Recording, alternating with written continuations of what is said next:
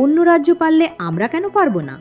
একটা ছোট উপকূল শহর, আর সেখান থেকেই বদলে যাচ্ছে বিশ্বের সিফুড মার্কেট।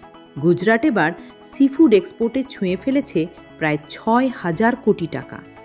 আর এই সাফল্যের কেন্দ্র ভেরাভাল, যেখানে রয়েছে ১০০রও বেশি এক্সপোর্ট ইউনিট। সেখান থেকেই শক্তি পাচ্ছে ভারতের ৭২,৩১৫ কোটি টাকার সিফুড এক্সপোর্ট ইন্ডাস্ট্রি।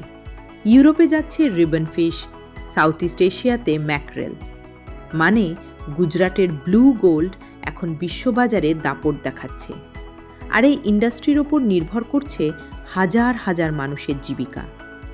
এখন প্রশ্ন, গুজরাট যদি পারে, তাহলে পশ্চিমবঙ্গ কেন পারবে না?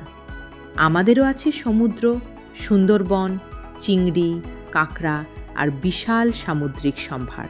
দরকার শুধু সঠিক চালিকা শক্তি, কোল্ড চেন, প্রসেসিং ইউনিট, প্রশিক্ষণ আর গঠনগত রপ্তানি ব্যবস্থা। বিশেষজ্ঞরা বলছেন, সঠিক পরিকল্পনা আর সরকারি সহায়তা পেলে পশ্চিমবঙ্গ ভবিষ্যতে বড় সিফুড এক্সপোর্ট হাব হয়ে উঠতে পারে।